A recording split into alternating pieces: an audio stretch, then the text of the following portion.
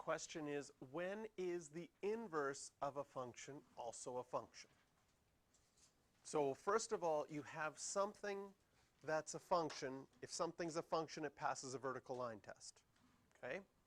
But if I took something like a parabola, which is a function, and then flipped it over a diagonal line, that parabola turns sideways, and all of a sudden it's not a function.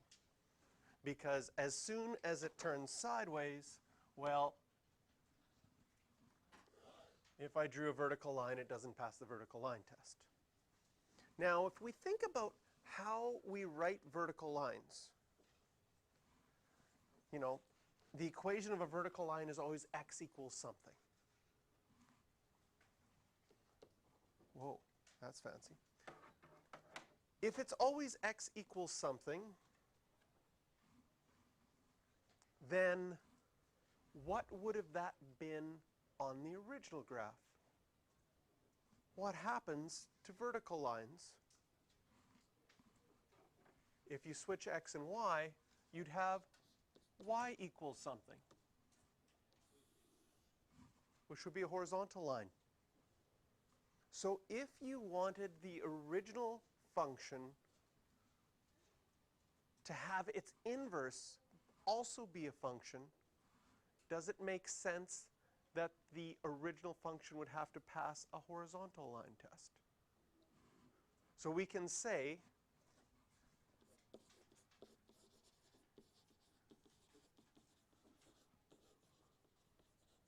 if the original function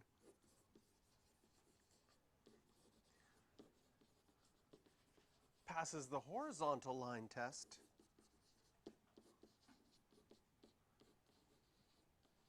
then the inverse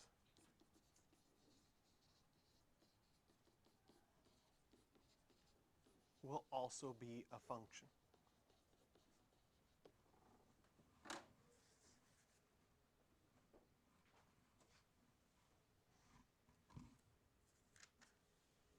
And with that, we're going to go to example 3.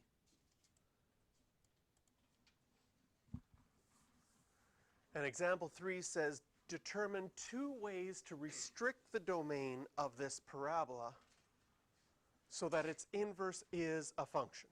Because currently, can you see that that parabola wouldn't pass the vertical line test? If we had the whole parabola, it's not going to pass the horizontal line test. If we take the whole parabola, it doesn't pass the horizontal line test. And so when you have a question like this, well, how could we look at splitting this up so that it does pass a horizontal line test? How could you restrict the domain? Split it down the middle. So the key point is going to be that you know that the vertex is here at 1, 3. And if you're restricting your domain are your x values, 2 ways that you could restrict your domain. One, I'll do it here in blue, is when you take all the x values bigger than or equal to 1. Does that make sense? Or 2, when you take them less than or equal to 1.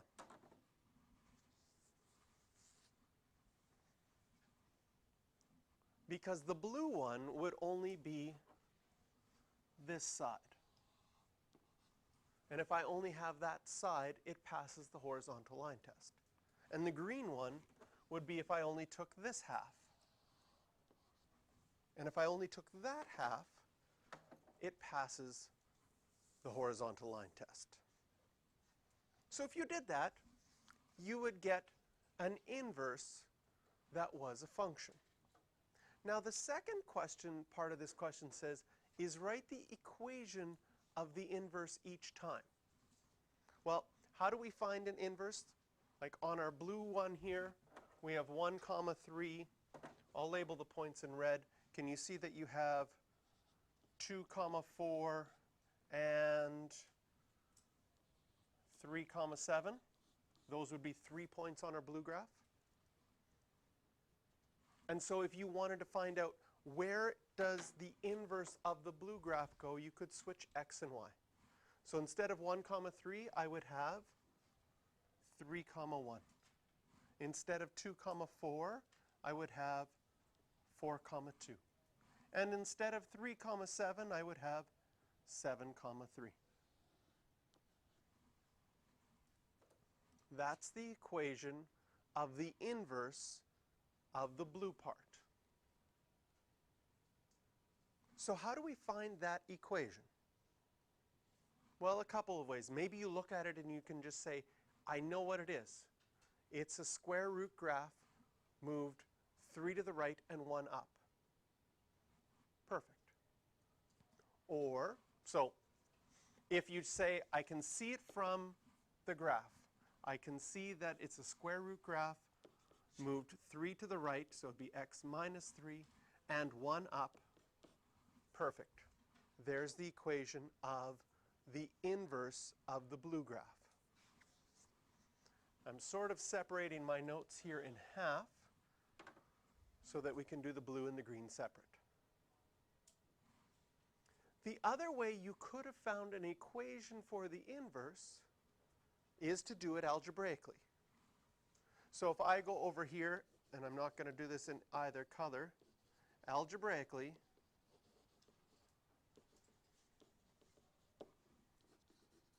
finding the inverse, that's where we switch x and y, so you would have x equals bracket y minus 1 squared plus 3, and then we would have to solve for y. Well, how would I solve for y? Well, I'd move the 3 over to the other side to get the squared by itself. Square root both sides, and what do you have to remember when you square root both sides? The plus or minus. And finally, add 1 to both sides. So I'm going to write square root of x minus 3 plus or minus in front plus 1. Okay? Notice that that matched up with what we saw graphically. How do I know this one is the positive one? Okay? How do I know it's the positive one? Well, if you were doing it algebraically, the restriction that we had on the blue one was that x has to be bigger than or equal to 1. Okay? This is on our original. The original restriction is x has to be bigger than or equal to 1. Then on the inverse, y would have to be bigger than or equal to 1.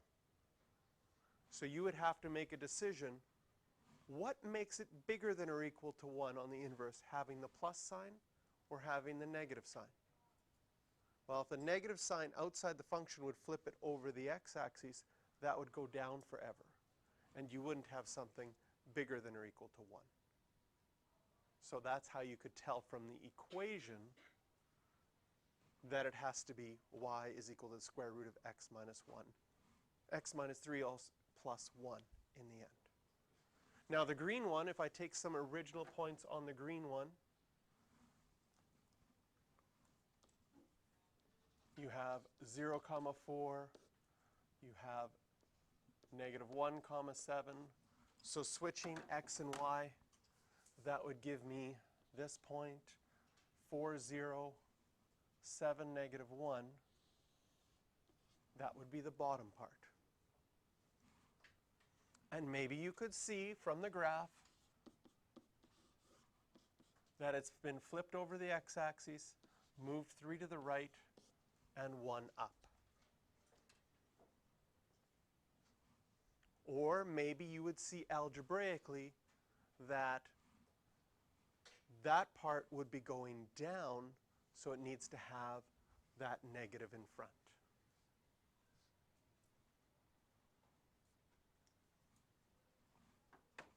So when you get these questions on a quiz or a test, color coding is really a useful way to demonstrate things. Because the question said, use the graph to illustrate each way.